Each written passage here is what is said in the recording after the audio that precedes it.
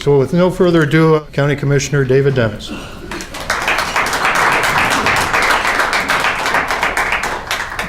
good afternoon, ladies and gentlemen. I want to thank the Pachyderm Club for inviting me here to speak today. I've got a number of topics that I'm going to go through. But the first thing, because it's most timely right now, that I want to show is a video.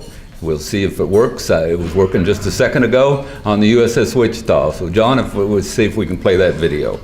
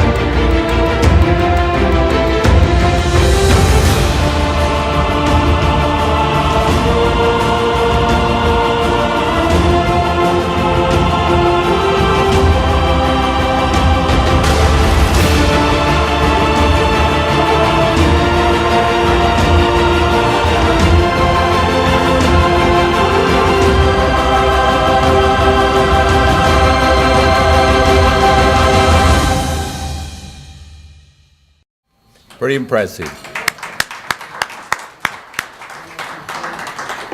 First of all, before I get into talking about the USS Wichita, could I have all the veterans that have ever served our country please stand and be recognized?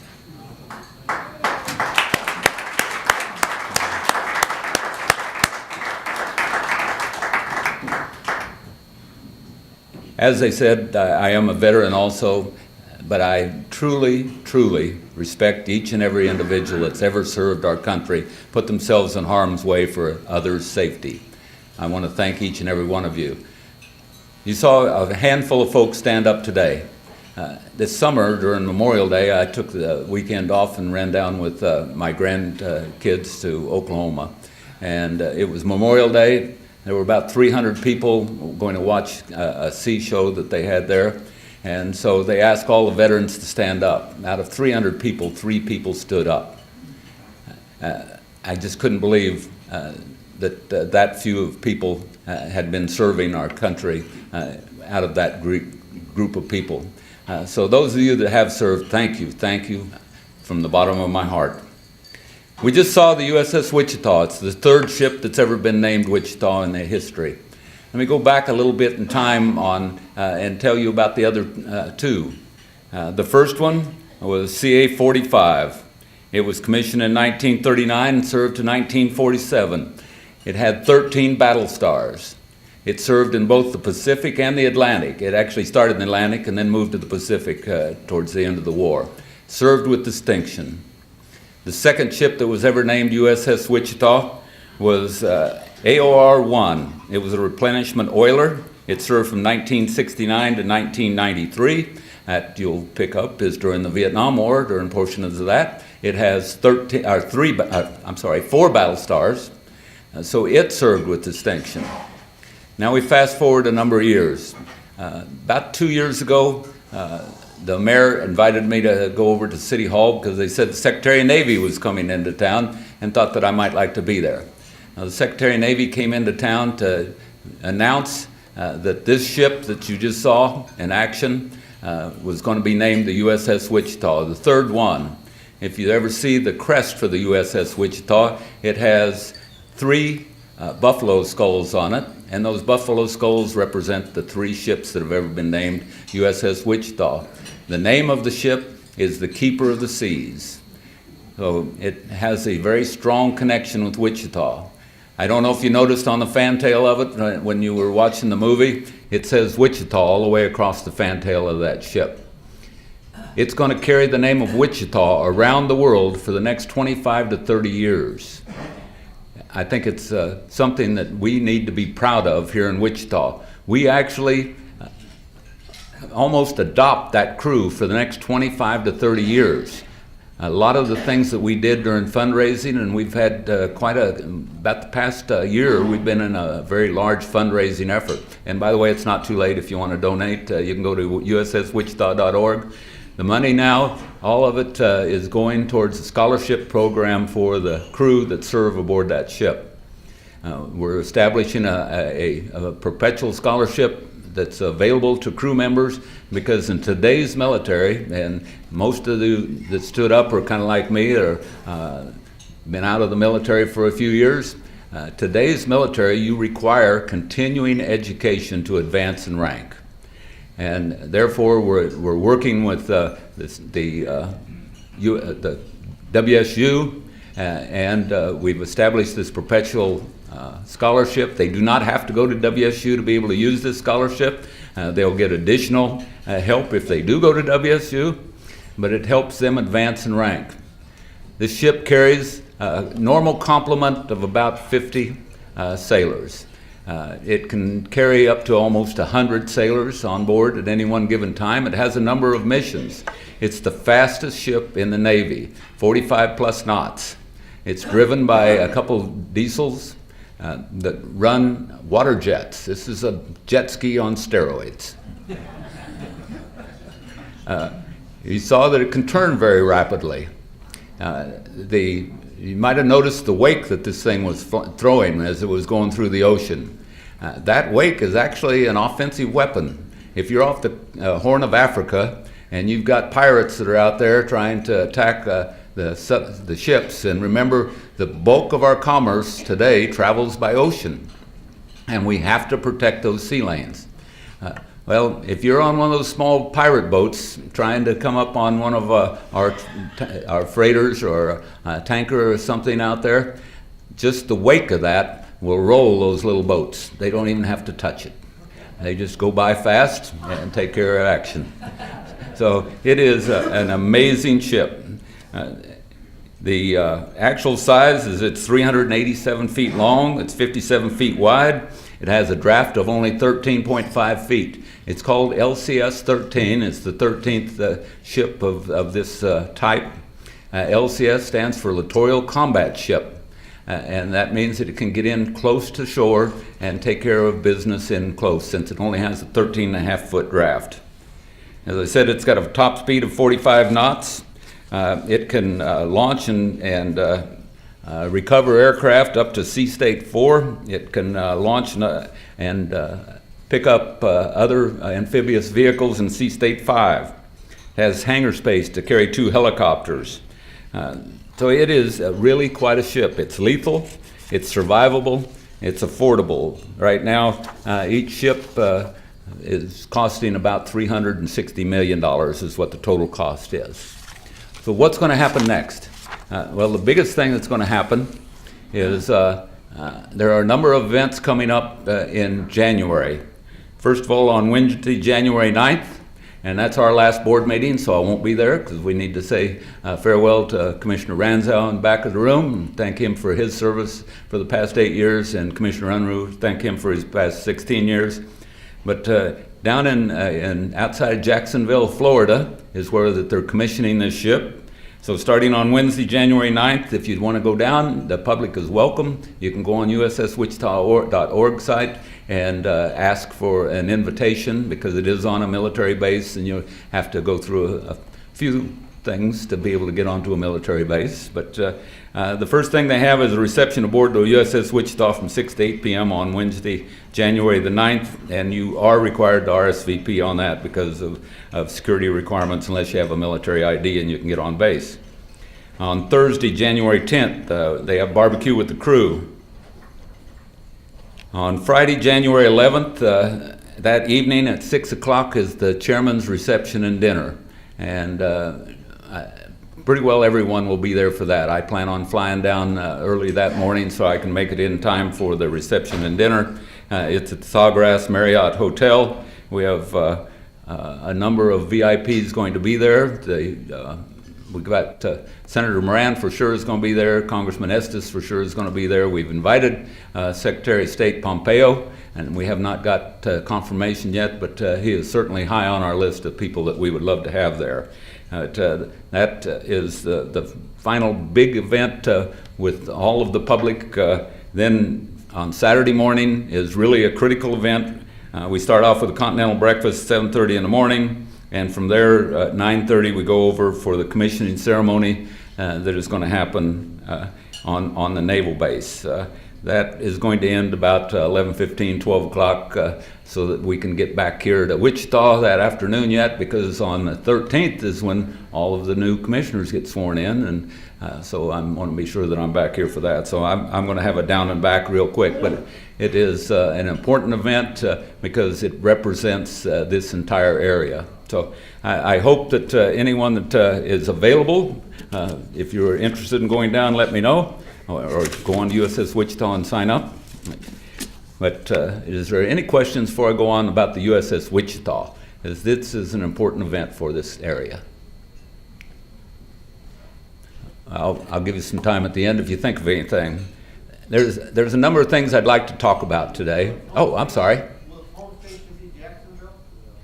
It won't always be at Jacksonville, I don't believe. Mainly, it's going to be stationed over in the African area, trying to do interdictions of pirates and so forth. It may do some work in the Gulf, but I don't know if its home port is going to be Jacksonville. We picked that because for one main reason is that January in Kansas or January in Florida, we thought probably a few people would like to have an opportunity to take a little short vacation and go down to Florida in January. So we picked that specifically for commissioning, but I don't know if it's going to stay there for sure.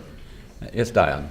Do you know if it's going to be live streamed or broadcast anywhere so that people in Wichita can watch the ceremony? We have actually talked about that, but we've got a conference call tomorrow morning at 9 o'clock. I'm going to try and find out more information at 9 o'clock tomorrow morning, but it had not been set up yet for live streaming.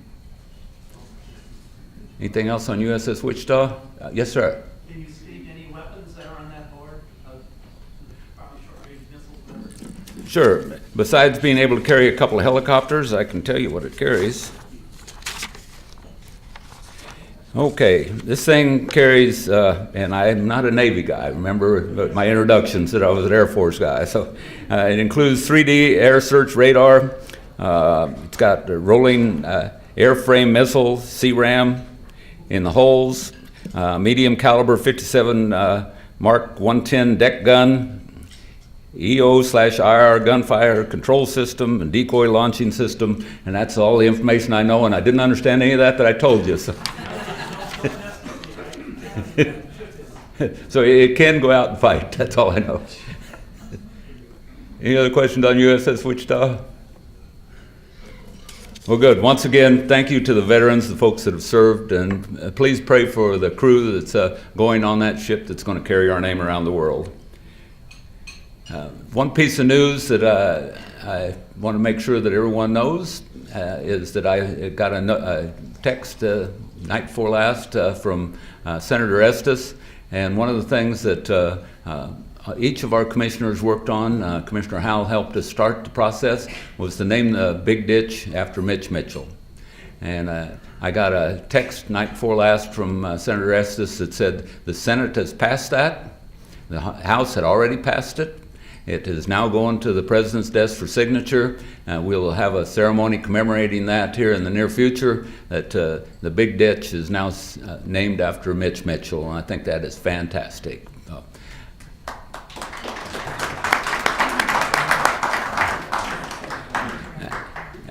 As Carl said, I served on the MAPC for 9 years, and almost all those 9 years Mitch Mitchell served on with me, so I got to know him very well, and he is definitely deserving of that being recognized. I've got put on a number of tables our legislative agenda that's coming up, and the legislative agenda, if you didn't get one and there wasn't enough on the table, there's some more at the table here by the door. But we voted on that at our previous meeting. The vote was 5-0 to adopt everything that is in the legislative agenda. And I should have brought one of them up with me. Excuse me. Here you are. Oh, you got one. Thank you. Good. One other little piece of news is that this morning, and I haven't even told the other commissioners this yet, so it's news to them, but we had a quick meeting with the Chamber of Commerce this morning, with the City of Wichita, with REAP, with our lobbyist that we have, Jason Watkins in Topeka, and we each went through our individual agendas to talk about them. One thing that became clear, and as I talk about our agenda, some of these aren't exactly spelled out that way, but there was kind of a common theme running through all of those, which is very nice. The fact that though all of these organizations in this region really understand certain issues are important to this region to move forward. One of these is behavioral health, and I want to talk about that at length because that's at the top of our agenda if you take a look at what we've got in here. One of the things that's common between everyone is transportation, and although it's not really spelled out in here, we've pushed transportation a number of times, and we've talked about it over and over again, some of the key issues that are happening in this area, and I'll talk about it in a little bit greater. And the other one is workforce development, which does show up on our legislative agenda. So one of the things that we'll have to talk about in the future is, do we want to kind of modify what we've got and maybe put something at the top of our agenda that says, hey, these are cross-cutting initiatives that go across all governments that are important to everyone, and it might carry a little bit more weight if we said something along the line that that behavioral health, transportation, and workforce development are key things to talk about. So let me speak a little bit about the legislative agenda that we've got in place right now. And as I said, this was voted on by all 5 of our commissioners.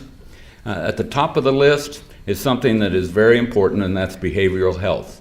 And we've talked about it a number of times.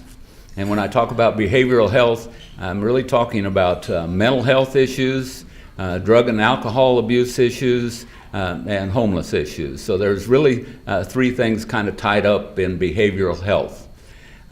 I don't think that anyone really realizes how much our resources that we have go to this one issue here in this area. Stop and think about it. Our police department, when they pick up someone that has a problem with any of these areas, they're involved. And same with our sheriff's department. Our EMS is involved in it every single day. Both of our fire departments, all of our fire departments, not just in Wichita and Sedgwick County, but all the fire departments around the area, end up having issues in these areas. How do they manifest then? If we put them in jail, our jail today in Sedgwick County is the largest mental health facility in the state of Kansas. That's terrible to say. And not all those people belong in jail. One of the things that we truly need is a regional mental health facility here in Sedgwick County. We've been trying to lobby the legislature and the governor in the past. Lynn Rogers was just in town earlier this week, and he was at a leadership conference, and I asked him if the new governor and lieutenant governor would support staying on track with a regional mental health facility, and it indicated that they were supportive. So we'll see what comes out of that. But we need to get those folks out of a jail environment, someplace where they're sitting there for weeks or months at a time, and we can't get them into Larned, we can't get them into Osawatomie. If we had a regional mental health facility, what we'd have here then at that time is they'd have their supports, their family supports, everything else that happens that helps them out. What's the size of this? Somewhere between 60 and 120 beds. I'm not sure. We're going to have the experts tell us what we're going to need in order to be able to do this. But a lot of these people do not belong in our jail. They need some type of assistance someplace. I started talking about where our assets are going. What is it costing us? So I just mentioned the jail. Let's keep on going. Now they're in jail, so our DA is involved in it. Our courts are involved in it. So our health department is involved in it. Our ComCare folks see it every single day. So as you start looking at all of the different costs that are going into this one issue, it is really amazing how much that we're spending, but it's so spread out that people don't realize what the total cost is. And at some point, I think we need to get that information together so that folks really know the true cost of what it's costing our citizens here in this area because of this issue. So what are some of the things that we talked about? The first one on there is support for a mental health facility here in Sedgwick County, and that's what I was just discussing. The next three are all kind of tied together, and it comes from funding. One of the problems that we have right now is that the state has frozen what they reimburse our providers at the 2000-year levels. Okay? I don't know of any doctor or nurse or healthcare provider that is still charging what they charged in 2000. So what that means is that that's how much we can get reimbursed for, but we're having to pay the rest of it out of your general funds that are coming to us. So we need to make sure that it's staying up with what it's costing our residents here in Sedgwick County to provide these services. We need to take a look at some of the cuts that have happened in the past. Where we're at right now is that somewhere around 4 million, some people think it's 2 to 4 million, is what we're getting less from Topeka now than we were in the past. And we're covering it. Our costs did not go down, so right now it's coming out of our general fund once again. We're paying for it one way or the other. So we're just asking for additional support from Topeka to help offset that. Next item is last year the legislature passed a test program to provide mental health support in our middle schools. We have 22 middle schools in USD 259 that are part of that project. Those 22 schools now, we have almost 80 counselors from our ComCare that are working in our middle schools so that we can start attacking the problem at the middle school level. And it's so far been a great success. We've had our ComCare folks just came to the commission about 2 weeks ago and gave us a briefing on exactly what the status is of what's happening with those 22 schools. We hope that they at least expanded across the rest of Sedgwick County so that we can support all of our schools within Sedgwick County. But they gave us $1 million to do that. $1 million doesn't come close to touching it. But that $1 million, what it's for, are for the uninsured or underinsured, and anyone that has either insurance themselves or if they have Medicare, Medicaid available, then they can use that to help reimburse what it's costing us, because we certainly couldn't put 80 people out in 22 schools for $1 million a year. So we are recovering our costs on that. And our Community Crisis Center that we established here is really kind of a spin-off of a system that was put together down in San Antonio, Texas. And I've been down there and toured the facility in San Antonio. And they had the same kind of problems we're having here. They're about 3 times as large, so their problem is about 3 times as large as what we are facing. But as a result of that, some of the previous commissioners got together before my time, so I can't take any credit for it, but they funded the Community Crisis Center that we have here today. That Community Crisis Center is where someone that has in some type of crisis, whether it be a mental health crisis, a drug or alcohol abuse crisis, a family crisis that they're having, can go and get support 24 hours a day, 7 days a week, 365 days a year. We've calculated that that's saving us about $14 million a year, which is a pretty good savings by establishing that. So we want to make sure that we retain the option, or actually the funding that is being provided to help us, so that it's not all coming out of our general fund for that. So what are some of our other key initiatives? our first key initiative, and I got to get this up close enough because don't have my reading glasses on. The first one is you all know that we have a statutory requirement to publish all of our different legal proceedings in a newspaper. Dion, close your ears, okay? They were a little expensive. We went out on contract. Our cheapest place that we could get it is the Derby Informer, and that's where we publish them today because it's the law. But if you have a cell phone, and if you do, and I urge you to download the Sedgwick County app, because there's a lot of good information on our Sedgwick County app, but everything that we do legally is actually published on our app. It's published on the web. So the information is out there and easily obtained by any citizen that wants to have access to it. It's just a legal requirement that we publish in a newspaper. All we want is an option that if we have other ways of providing that information, that we can do that. We understand that in western Kansas and some other areas, possibly those legal notices help keep that newspaper alive. So we're just asking for an option. We're not saying that it's mandatory that we do that one way or the other, but we're trying to do something that makes sense for our citizens to keep the costs down as low as possible. And we have the option, and we're doing it today, to post those.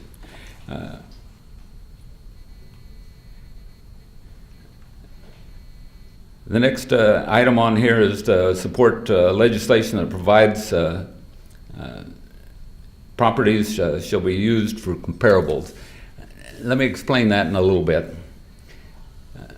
We had a court case a year or so ago with Target Corporation, and what they wanted was to lower the property tax, which is something that everyone wants, actually. But in this case, they wanted their properties to be comparable to just an empty store anywhere in the county, in the area. The problem with that is if you adopt that, and it's called the dark store theory. If you adopt that dark store theory, then there's going to be a significant decrease in the amount of property tax that we're able to get from a business that is doing a great business because of their location and because they are a store and they're able to draw in business. It's kind of hard to compare a dark store that is not doing any business, that is just a big building, and some place that is doing business day in and day out and earning capital. So if we can't get some kind of relief from this dark store theory, that tax money that would be coming in to USD 259, all the other school districts, to the cities and to the county, we're going to have to find other ways of offsetting that, because our expenses didn't go down. It still costs us the same amount to turn the lights on every day. It still costs us the same amount to support our EMS, our fire, and everything else that we do here in Sedgwick County. So it's kind of an important issue as far as whether or not that we're able to continue to fund, because the other alternative is that we start cutting services.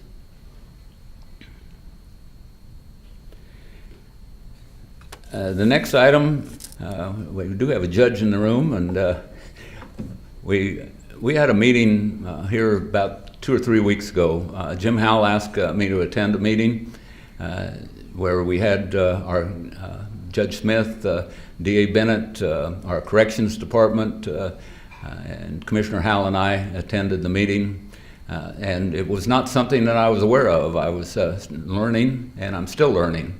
So if there's something I say wrong, please speak up, Commissioner Howell, on this. But what's going on is that if we have juvenile offenders, the ones that offend once and then we never see them again, we don't have a problem with those.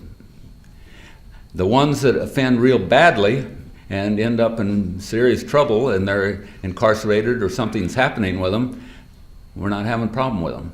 It's all those kids that are in the middle that there's a problem with, because the way that the judicial system is set up today, and if I say something wrong, please stop me, but they can offend over and over again because our consequences are very mild.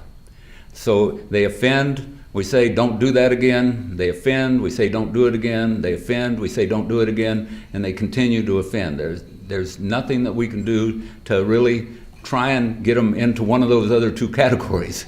And preferable category is the one where the first category, where we don't see them again because they've corrected everything.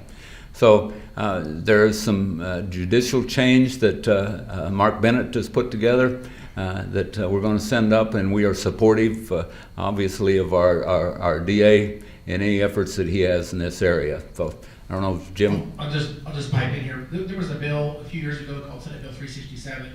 It was very well intentioned. There's a lot of good things in there, but the graduated sanctions for juvenile offenders was basically eliminated until these kids cross a very extreme line, in which case then there is consequences. And so what we're asking for the legislature to do is to give some local control back, allow our judges some discretion, and create some graduated sanctions between 0 and 100 miles an hour here. And I think it's well understood. We had a meeting with the legislators on Friday. I think it's been well explained. Mark Bennett and Judge Smith and a number of other judges are also on board with this.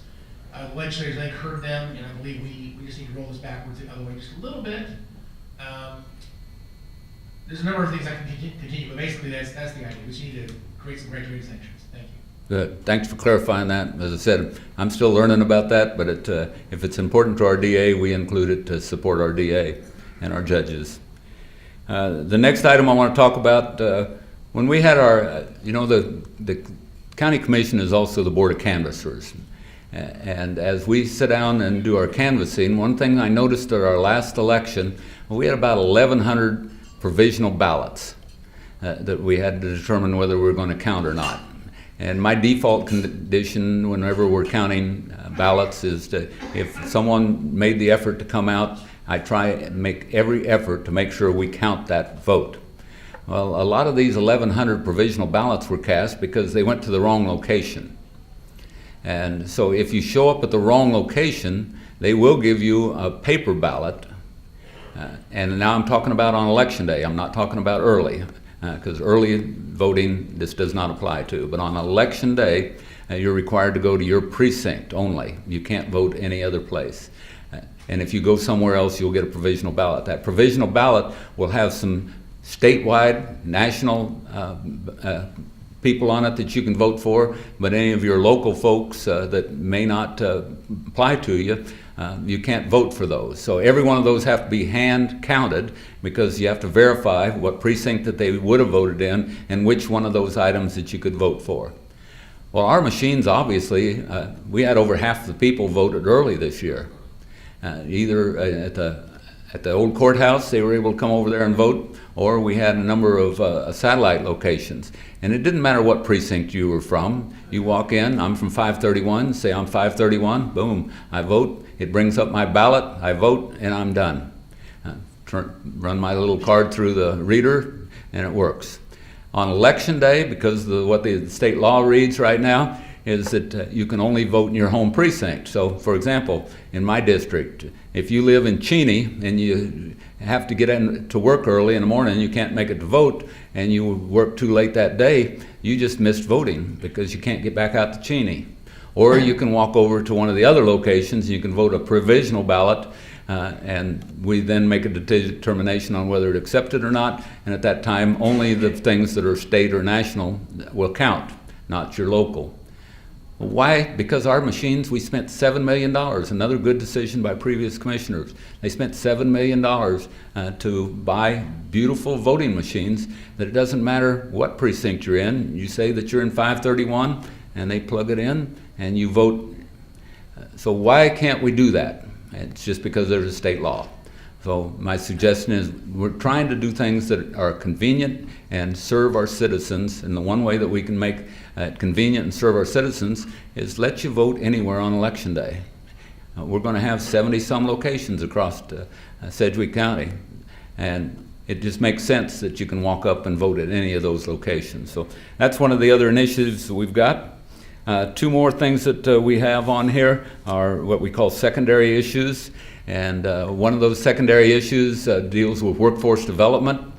We had a briefing the other day from Workforce Alliance where that they were talking about some of the different ways that they're trying to train people for the industry. We just had some great announcements with all of the different people coming on board, but if we could get some internships or something in different companies and have these internships where that they can work at an earlier age. And so we're looking at 14 and 15-year-olds. Is there a possibility that we can get them into some of the locations so that they can start getting training so that they can move into our workforce later on? Another issue that I'd heard a number of times before we started bringing it up was on daylight savings time. And we just changed recently, and there's a lot of people that don't think we need to change back and forth we have daylight savings time 8 months a year. We're on regular time 4 months a year. So I don't know if anything will happen because it requires some state to do some actions. It's going to require the federal government to take some actions, but at least it opens up a dialogue to find out what the citizens want, whether or not they think that this is an issue that bears any kind of further study on it. I've heard a lot of positive comments on it. I've heard one negative comment. So again, I don't know if it's going anywhere or not, but at least people are talking about it on whether or not they want to do it. The majority of those that say they want to do away with it say they want to spring forward and leave it there, and instead of using the time that we're in right now. So that's pretty well our legislative agenda, but there are a number of other things, and I still got a few minutes, so let me go through a couple other things. I've got a number of items that the Sedgwick County has been working on. First and foremost is the North Junction. About a month ago, Secretary Carlson and Governor Collier came down to Wichita. One thing that we'd been working on for a year before that was the North Junction, trying to get funding going for the first stage of the North Junction. The first stage of the North Junction is, let's see, if I got $91 million, quite a chunk of money. And what they came down for was to say, we are going to start phase one of the North Junction, and they're going to start letting contracts in early 2019. That is great news because that is our number one transportation priority. David Spears, who's our Public Works Director, he'll tell you that transportation is the mother's milk of economic development. So I stole his comments, but it's true. We have to have good transportation in order to be able to ensure that we can keep developing economically here in this region. So for the first phase, it's going to probably run a couple years. It's going to inconvenience a lot of people. It's not going to fix any of the congestion. I hate to tell you that. But what we're going to do are the two bridges, one over the big ditch, the one bridge over. Commissioner Ranza, have a great day. Merry Christmas. Merry Christmas. But the bridge over Broadway, the bridge over the big ditch, and then there's a bridge that's going across the highway to the west of that. They're going to be replacing those bridges, and they are in very bad shape, and they cannot hold the traffic that we're going to be facing in the future. We actually need them widened. So that very first phase will take care of getting the infrastructure in place so that we can go on to the next phases. But what we're doing right now is we're lobbying very hard that we start working on the gold and, what do we call it, the gold and purple phase, which was actually going to start working the North Junction area. And that's over $100 million. So that's something that we're going to have to lobby very hard for. It probably won't start for a couple years because, as I said, they have to get that first phase done before we can move on. Well, we've gone to Topeka. We sit down and we brought Rampo with us, the chamber with us, Wichita and Sedgwick County. We went up and talked to the governor and to Secretary Carlson, and we got results. We're very proud that they have decided to start on that project. Here, about a month ago, Senator McGinn traveled around the state of Kansas to take a look at transportation issues as they're going into the next budget session. See what issues are the community interested in having. Sedgwick County put together a list of items, and the North Junction was the #1 on that list of items.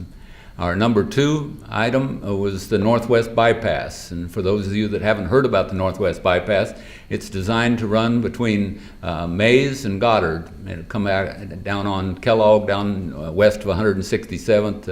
It'll come into Mays, running into K96 over north of Woodard Mercantile, as I recall.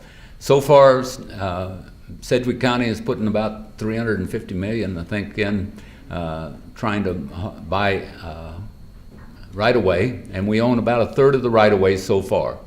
Our planning department has put an overlay on the entire piece of property, because what we don't want to happen is if we can ever get this thing built, we don't want someone to have a $500,000 house built right in the middle of where we're going to build a road, and we've got to buy a $500,000 house in order to tear it down so we can build a road. So there is a protective overlay on the entire piece of property. And then if someone does decide that they want to use it for something, we've got this pool of money setting up in Topeka that we'll use to buy that. As I said, today we own about 1/3 of the property that needs to be acquired. We still have 2/3 to acquire, and then we have to find some way of building that. But if you take a look at K96 on the east side of town, what was built there, every major interchange is a commercial development. Everything in between it is churches, schools, and houses. If we build the Northwest Bypass, I'm sorry that Commissioner Ranzel left, because he's worked very hard on this same project with me to try and get this through. We're going to have the same kind of economic development on the west side that you see on the east side. Via Christi spoke very highly in favor of it, because if you recall, they built a big hospital over on the west side of town, and that hospital has lost money the first 2 or 3 years that they've been in place because of transportation, getting people to come out there. So they came out and spoke in favor of it. We had developers come out and speak in favor of it. Sedgwick County came out and spoke in favor of it, because I think that we will have a huge economic impact in the western part of Sedgwick County if we can build this. So we're still looking at how options. We've talked to KDOT to see if they're interested in building this road. They are interested in it, but again, the cost right now depends on what the legislature does. We also went over and talked to the Turnpike Authority and said, are you interested? And so we need to run a survey to find out what the public is interested in. Would they pay 50 cents or something like that if we had barrierless tolling, so that you could just drive through, not have to stop and pick up a ticket and stop and pay, if you could just get a bill in the mail each month. We don't know if this is a possibility until we run a survey to find out if the public is interested in that. But that's another project that we're looking at for the future to help economic development in western Sedgwick County. I better wrap it up. One quick, I've got about 8 more things, but I'll wrap it up. I went over to Reno County week before last, because they're looking at building a wind farm right next to Sedgwick County. It goes right along the border from, actually it runs just west of Mount Hope down to Cheney Reservoir almost. And this wind farm is going to possibly have an impact. There are a lot of things that happen with wind farms. There's a thing called flicker, which can cause people with different kinds of health issues to have more serious health issues. There's low frequency sound. There's a ton of different things. So we're exploring options here in Sedgwick County. We've got a staff meeting set up on the 22nd of January for the commissioners all to hear what our staff comes up with on alternate energy. So that's a big issue. I've got 5 or 6 more things, but I'm out of time. I appreciate everyone being here. I want to thank you for inviting me today. The main thing I want to do is, on behalf of all 5 of our commissioners, I want to wish everyone a very Merry Christmas and a Happy New Year, and thank you for inviting me here today.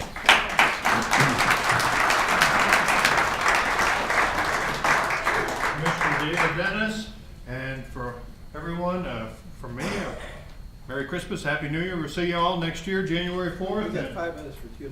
Oh, okay. We've got time for Q&A. Q&A? Okay. Yeah. Okay, I'm sorry, Joe gave me the microphone back, and when he does that, that's the end. Let's run over about 5 minutes. Well, Do you know how they calculated the $14 million in savings on that community crisis center? And with all the other spending you're gonna do you prefer to increase taxes or to change the way you're spending money now? Well, Sedgwick County is kind of unique in that we have frozen our mill levy. And we voted to freeze our mill levy. So I do not see that there is a will on our commission to increase funding or the taxes whatsoever. As far as how that was calculated, it was calculated based on if we took those people over to hospitals. If the police department or the sheriff's department picks up someone that's in crisis and takes them to a hospital, that police officer or sheriff's officer has to stay with that individual until something happens with them. That may be the rest of the day. They're taken off of their normal duties and they'll sit there. If they take them over to the crisis center, at that point in time, we take over and they can go back around on their normal duties. We're not paying, that money that amount I told you is not all savings for Sedgwick County. That's also savings for the different hospitals and everyone else that's involved in this process. Chair, Commissioner, consolidation of city and county services, are there any on the table right now trying to do that? And would your commission be in favor? You're talking consolidation. Actually, is that what you're talking about is consolidation? Services that fall Right. similar, yes. Good. Actually, we have started that process. We had a meeting a couple months ago with all of the fire departments across Sedgwick County to see if there's a possibility that we could start consolidating fire. That's a good place to start, actually. And right now, we're working very closely with the city of Wichita because the first step is to understand the financial position of both the city of Wichita and Sedgwick County on how that they're funding it and what it would cost. So we're working at the staff level currently at that. Depending on what the outcome is, we'll find out more whether or not that consolidation of fire is possible. We're getting ready to hire a new fire chief. I don't know if you heard, but our current fire chief from Fire District Number 1 is retired.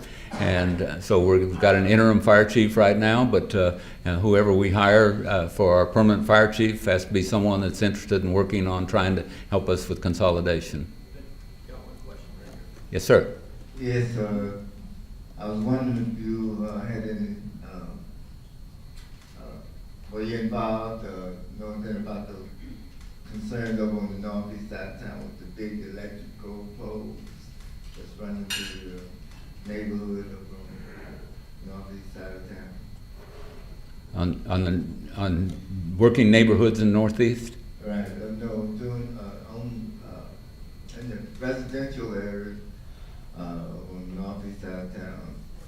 It has to do with West Star, big metal electrical poles. Maybe it's nothing that you would be involved in, but I would think the commissioner. If it's in the city of Wichita, why they would take care of it. We don't have any jurisdiction inside the city of Wichita. We're unincorporated areas outside. Okay, that's sufficient here. Well, thank you. Thank you very much.